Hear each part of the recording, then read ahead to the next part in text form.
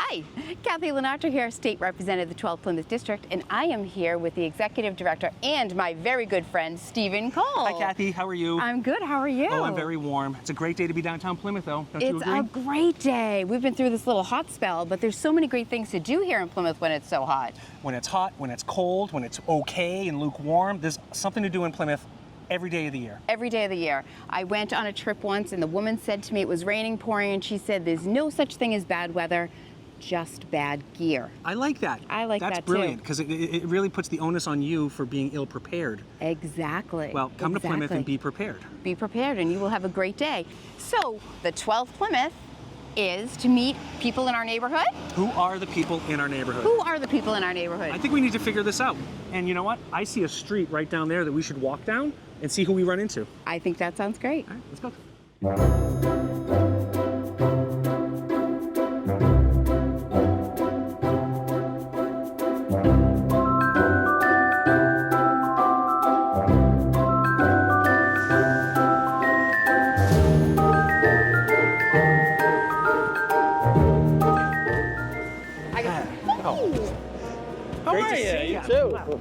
Walking down the street? Yeah. Beautiful day here in know. Plymouth. Can't ask for anything better. Hot day, gorgeous day. We're actually just walking down the street filming our new show, Plymouth 12th. Yes. Awesome. 12th Plymouth. 12th Plymouth. We're still working Awesome. on it.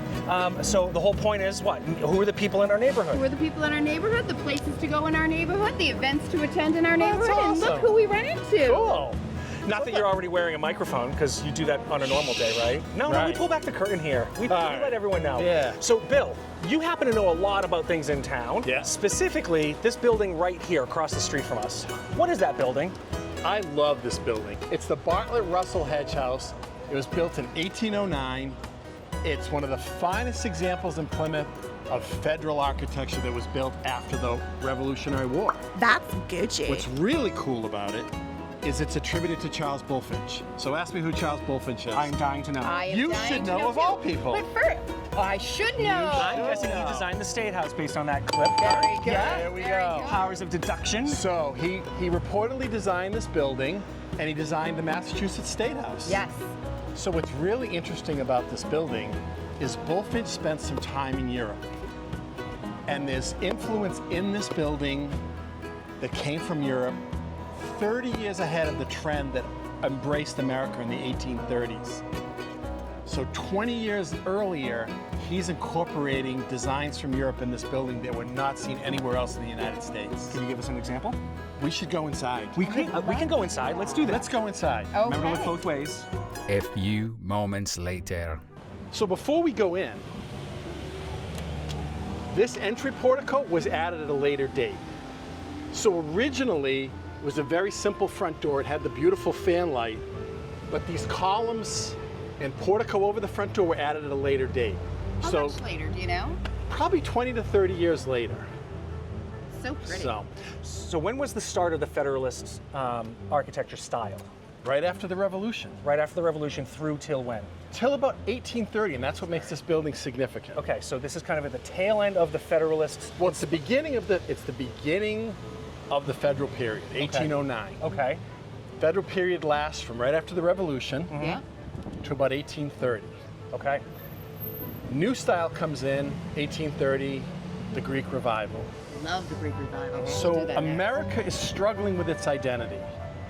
Federal architecture is really based on Georgian architecture, which is tied to King George. So we get to about 1830, we're looking for a new American style. But what's interesting about this building is the Greek Revival and Gothic styles are already happening in Europe. Bulfinch sees it and incorporates them into this building 30 years ahead of before it hits America. Let's take a look inside. All right, great.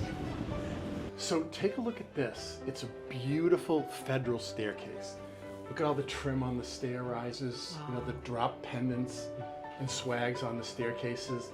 And if you look towards the front, it's a beautiful Palladian window, which was indicative of the style. But here's what Bulfinch puts in that's not federal. Take a look at that entrance over there. This one right here? Yeah. Kind of Persian, yeah? Yes. It's Gothic. Like Gothic, huh? It's Gothic, Persian Gothic. But it's the Gothic period that was happening in Europe about 1800. It doesn't come to America until 1830. Wow. And he's the guy who brought it here. He's the guy that brought it here. Are there any other examples of that particular style being? No, and that's what makes this building so unique. We don't start doing this in this country until 1830. He's so ahead of his time doing this, putting details like that into this building. How would it have been received at the time? Because new ideas sometimes aren't readily accepted or embraced. Right. Was this accepted and embraced? So think of it this way. This is an example that most people understand. We all know Frank Lloyd Wright. Sure. And what his buildings looked like. He was doing his buildings when the rest of the country was doing those frilly Gothics. I mean, frilly Victorians. So he's designing something totally out of the box. This was totally out of the box. I'm sure Plymouth people in 1809 were like, what is this? So what would the building have been used for at that time? This one? Yeah. This was a high federal style mansion. These folks were involved in the ship trading business. They were incredibly wealthy. For them to build this house, this was a prominent. So this was someone's home. This was someone's home. And then over time, I know the most recent use before it became essentially a professional office building, it was the Philharmonic, right? Is that right? Right. It's been offices. It's been office buildings for a long time. As a kid, it was a bank. These were all bank offices. kidding. There is a vault downstairs in the salon. I've seen Yeah. it before. That's right. Yeah. So this became the Plymouth Federal Savings Bank, but in the 1800s, this was the Bartlett Russell Hedge family home. That's interesting. That is interesting. I'd love to look that up. I never paid attention to the level of detail that you pointed out on the staircase and even the crown molding there. Right. Oh, it's beautiful federal detail, and the fact that it survives is even more amazing. The other thing you have to remember is there's only really 3 or 4 federal style mansions in Plymouth. And do you know why? Why is that? Great society. Plymouth was a backwater. Oh, okay. We didn't have a good harbor. So you think about it. If you compare, and you know this, if you compare Plymouth to Salem, Sure. Yeah. Salem There's a customs building, right? right. The Peabody Essex Museum was the old India Trading Company, right? Yeah. So they've That's got right. ships coming and going, lots of wealth. Plymouth has a shallow harbor. We're not getting those massive ships in here. Sure. So for this home to be built here, this guy had a lot of money. And it was a unique property in Plymouth. That's Plymouth were a lot of farmers back then. Wow. So we are so lucky to have this in town. The other one is the Hedge House on the waterfront. right. Yes. Yep. Familiar with that. So it's the same family, yeah? Same family. Okay. Yeah. You said there was 4 total? There's 4 total in Plymouth. Okay. Where's the other 2? The other 2 are hard to recognize. They've been really remodeled Okay. over the years. Okay. So one's on Leiden Street, All right. Okay, Leiden, yeah. and the other one is on North Street. Okay. So they're all in the downtown They're all in waterfront the area. downtown. Okay. Interesting. So, and then there's 2 in Duxbury, King Caesar Mansion, Yes. and what is the other one? There's another one. There's 2 in Duxbury. So not a very prominent style adopted down No, here. So it's interesting that it was the site of the first adaptation of this style, Right. but really hadn't really because of the money. It's the money. We didn't have the money down here. We were a poor agricultural community. Well, the whole South Shore was. Sure. Oh, it's still very much How still that very has working changed, class. right? Well, we have a lot of people who've moved in and brought with them their wealth, especially after the pandemic. But Yes. even before the pandemic, Plymouth's household median income was about $85,000. But since the very pandemic, workplace. that's gone up. 120,000. Yes, But quite that a doesn't bit. mean that Plymouth residents necessarily got richer. People moved into Plymouth and brought with them their wealth and kept their jobs in the city. Yeah. So it's interesting. By the time the Gothic period is established in Plymouth, one of the biggest industry comes to Plymouth. Take a guess. Not tourism. Nope. Cordage Company. Oh, of course. Yeah, Cordage. Cordage Company opens in 1820. That's right. 1820 to 1960, right? Yeah. So Actually, in 1824. Yeah. It's established. It brings wealth to Plymouth, and when it does, it brings the hottest, latest architectural style, which was the Gothic. Sure.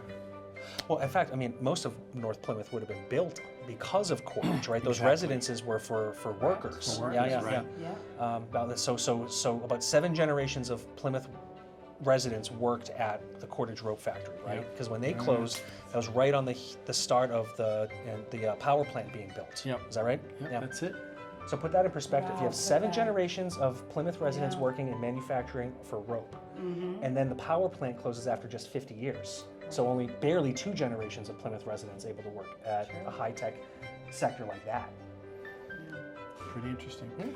I mean, Plymouth is a prime example of 1970s architecture when the plant was built. Neighborhoods came up overnight. Is it a brutalist It's- style? It's brutalism. It's American housing from the 70s. Sure. The raised ranch, The Yeah. raised ranch. the box colonial. Those sprang up overnight. Still rooted in American architecture. But West Plymouth is a prime example of what the power plant brought to Plymouth. Yeah. So that you can density. really date Plymouth by its architecture. That's a great point. Think about it. So I think the staircase goes up. Do you want to see? Let's Yeah, you want let's to see take the a look. very top Let's of the take a spiral look. here? Yeah.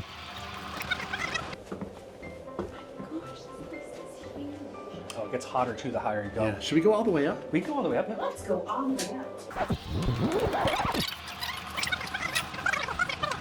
So, notice anything really cool up here. And noticing the doors are doors are- curved. The They're like doors rounded. are curved. Yes. Can you imagine the craftsmanship it took to produce a curved door like that? Not something you see every day. No. We're gonna go up one more level. One more level. Oh, the views up here. My goodness. There's no air, but the view. Oh, wow. What do you think this room is called? Give me the wrong answer. Vestibule, portico, Widow's Walk. belfry. Widow's Walk, okay. No such thing. So, let's talk Let's about, do that again, okay? let's talk about that real quick. Okay. The myth of the Widow's Walk is so false. Really? So false. I just love that story. So let me ask you a question. Yes. Why are there widow walks in non-coastal communities? Although that's a good question. It's a good Very question. which I do not have the answer for. So, people think that the Widow's Walk was for some poor widow to look out towards the ocean and see when her husband's ship came in. Nothing to do with that. Biggest threat to these old homes back in the day were chimney fires. Yeah. So the widow walks were really fire prevention devices. A chimney fire would start, Yeah. they would run up to the attic, Yeah. up into a hatch on the roof with a bucket of sand that they kept in the attic. On top of the platform, they would pour the sand down the chimney, extinguishing the fire. I can't wait I know to it. share I that. know it kills people when it's It not. does kill the story, That's- but it's still a great story. It's less romantic, but it's far Right. more Right. functional. It is Way much more functional. This, however, Yeah. is one of two terms. It's either a cupola. Okay. Oh, cupola, yeah. Cupolas are usually used to vent buildings. Sure. This has windows. Venting in here. So this one most likely is called a lantern. Okay. So this whole purpose is to capture air, hot air from This the building exactly. and this, vent it out. This does a couple of things. Well, it's doing its job. It allowed, as you can see, the staircase. Take a look all the way down to the first floor. Oh, I'm getting vertigo. Wow, I'm getting a little vertigo myself. Does a couple of things. Natural ventilation of the house in the summer. Yeah. I shouldn't say winter, but the summer. Yep. Naturally vents the house. The Bartlett Russell Hedge were a big shipping family.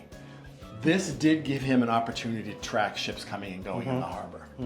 So, not a widow's walk, because they don't exist. They don't exist. But it did give the family a chance to keep an eye on shipping. Also acted as a natural air conditioning for the house. That's great to know. There's like actual engineering and functionality behind some of these designs. So, Now, how about this? Anything special about this? 1809. It's an original Wow. plaster. 1809 plaster detail. That's beautiful. It is Yeah. beautiful. Thanks, Bill. Thank you. You're Bill. so This welcome. amazing. This is so wonderful. It's one of my favorite buildings in town. I can see why. I can see why. But Yep. this view is amazing. Yep. It's absolutely amazing. I am a little saddened by the widow walk story, Sorry. but I am going to share that. Yep. All right, down we go. Down we go.